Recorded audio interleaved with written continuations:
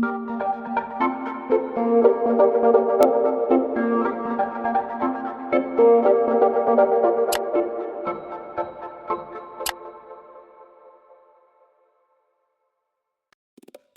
mga ka-tortoise? Ang init nga. Ang init na ngayon, tapos na ang bagyuhan. So, ngayon sinusok na natin si Ugwe dito sa kanyang planggana. So, yan, makikita nyo. Nakasok na siya ngayon. So, mamaya, ikukuha natin siya ng makakain para kumbaga mabusog na siya kasi nga kagabi hindi siya masyadong nakakain kasi nung uwi ko nga ay tulog na. So, kuha tayo ngayon ng mga dahon ng mulberry para mapakain sa kanya. Tagaktak ang pawis ko at sobrang init. So, samahan niyo ako, makuha tayo ng pagkain. So, ito mga ka-tortoise, si Ugwe. Ang laki na niya, halos puno na talaga doon sa kanyang lalagyan. So, konti na lamang at talagang mamumulubi na ako nito sa pagkain. So, buti lang, may tanim tayong mulberry para, kumbaga, masuportahan natin yung kanyang diet. So, antay lang natin siyang maglabas ng kanyang pupo. O kaya, kapag katapos ng 15 minutes, so, yun. Para na rin hindi siya ma-dehydrate. So, ito mga ka-tortoise, sinama ko lang si Ugwe dito sa mini farm para manguha ng pagkain. Baka kasi may makadampot doon sa kalsada. So, manguha tayo ng pagkain ngayon. Ito yung kinukuha na natin ng dahon, yung puno ng mulberry. So, maganda ito sa mga tortoise natin. Medyo tumataas nga lang ang puno, so kailangan ko ng i-pruning ito. Para kumbaga, kung bubunga man siya, ay mababa lang yung pagkukunan natin. So, medyo inuubos-ubos ko lang yung dahon para kumbaga, hindi naman masayang kasi matutuyo lang. So, mangunguha muna ako, tapos ipapakita ko na lang mamaya. So, yun mga ka-tortoise, sobrang init. Nakakuha na tayo ng pagkain niya. So, pinaghalo-halo na natin. Kumuha ko ng dahon ng mulberry, ng dahon ng kamuting baging, tsaka ditong damo. So, kinakain din kasi ng tortoise natin yun. Maganda rin yun para sa kanila. So, bago natin pakainin, gaya nung as usual na ginagawa natin, titimbangin muna natin siya para makuha natin yung kanyang raw na bigat. So, titignan natin kung ayos pa yung aking weighing scale kasi nagkaroon ng error na nakaraan. O, titignan natin ngayon kung magkakaigin na. Samahan niyo ako.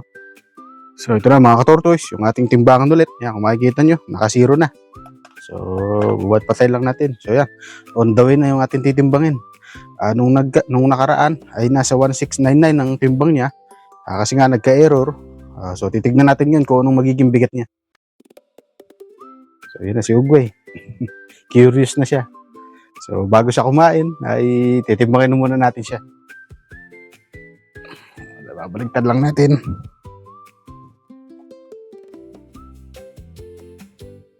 Ayun. Nung nakaraan ay 2699. Ngayon ay 2794. So, kung tama yung 2699 nung nakaraan, ibig sabihin halos nasa 100 grams ulit yung nilaki niya. So, subaybayin ulit natin yung kasunod na timbang next week para makita natin kung talagang tama pa itong ating timbangan. So ngayon mga ka-tortoise, susukatin na rin natin yung kanyang length. So nung huling sukat natin sa kanya, siya ay 9 inches. So ngayon titignan natin kung ilan na. So ang sinusukat sa kanya, yan, babaliktad lang natin mula sa tip nito, papunta sa tip nito. So titignan natin ngayon kung anong sukat para mabasihan natin kung lumalaki siya. So yun. So yun. Nung nakaraan, nandito lang siya sa 9. So, kung itong tip na itong pagbabasihan, ngayon ay 9.5 na siya. 9.5 inches na. So, lumaki na siya ng kalating pulgada. So, malaki na rin ang nilaki niya simula nung nasukat ko siya na huli. So, yung bigat talaga ang mabilis sa kanilang lumaki. So yun mga ka-tortoise, nandito tayo sa gawa ng tatay ko. So dito ako nag-vlog kasi nanonood sila ng TV doon sa amin kaya baka hindi tayo magkaintindihan. So minabuti kong ilabas na lang dito na lang sa shop ng tatay ko para kumbaga maluwag tayo dito. So yun, nakakuha na tayo ng makakain ni Ugwe. Yan. ito, kumuha na tayo ng mga dahon. So, papasok na tayo doon sa loob para kumbaga mapakain na natin siya kasi gutom na ito sigurado. At para mapaglakad na natin din. So, kanina nung ibinaba siya ng nanay ko, nagulat lang ako, nakasampa siya doon sa aking kwarto kasi yung kwarto ko, medyo elevated siya ng siguro mga 5 cm. So, talagang lumalaki na si Ugay kasi nakakasampa na siya doon. Dati kasi hindi niya kaya. So, nagulat lang din ako kanina na doon ko siya nakita sa loob ng kwarto ko. So, yun, samahan niyo na kami. Papasok na kami sa loob. Ito mga katortoys, papakain na natin si Ugay. Yan na yung pagkain niya. So, yan na siya. Kabalapit na. So, yun, hayaan na lang natin siyang kumain. At pagkatapos niyan, ay maglalakad-lakad na ng kusa dito sa loob ng bahay. So, hayaan na muna natin siyang mabusog sa ngayon. Para kumbaga, makapagpahinga na rin.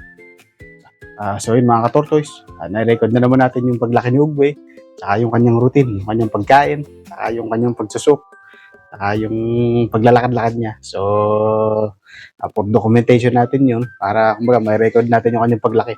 So, yun.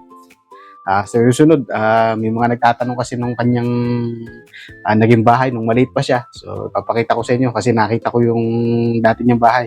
Medyo sira na nga lang, pero ayusin natin at i-convert na natin dun sa, kumbaga, yung pwede siyang tumira. So, ayun. Pag-usapan natin yun sa susunod. So, yun muna sa ngayon. Maraming salamat sa inyong panonood. Please like and subscribe.